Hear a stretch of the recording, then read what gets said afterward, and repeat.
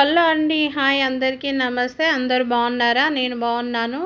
మీరు కూడా బాగుండాలని మనస్ఫూర్తిగా కోరుకుంటున్నా.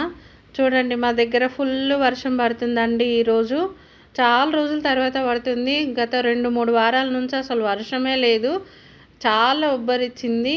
కానీ ఈరోజు మంచిగా వర్షం పడుతుంది. ఫుల్ వర్షం పడింది. చూసారు కదా, మా బాల్కనీ మొత్తం కూడా వాటర్ వచ్చేసాయి.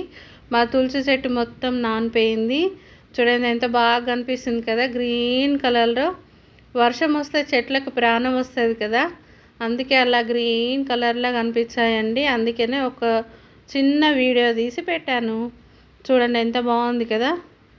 ఇది మా వేప చెట్టు అండి, మా ఇంటి ముందర ఉంటుంది. మా బాల్కనీలోని చెట్లు ఇవి కూడా ఎంత బాగా కనిపిస్తున్నాయి చూడండి, గ్రీన్ కలర్ లాగా. ఇది దవనం అండి, పూలల్లో వేసుకొని అల్లుకుంటాం కదా, దవనము. కొన్ని జాలల్లో మరమము అని కూడా అంటారు.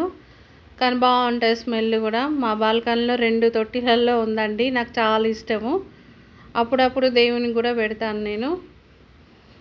చూడండి, ఇదేమో పుదీనా. మొన్నే తెంపేశాను మొత్తం. ఇప్పుడు మళ్ళీ మంచిగా ఎగురొస్తుంది. ఇలా చిన్న చిన్న చెట్లు పెంచుకుంటానండి బాల్కనీలో. ఇలా మిరప చెట్లు చిన్న చిన్నగా పెంచుకుంటాను. కొత్తిమీర, పుదీనా, అలాగే మెంతెం కూడా పెంచుకుంటానండి. మరొక వీడియోలో మళ్ళీ కలుద్దాం.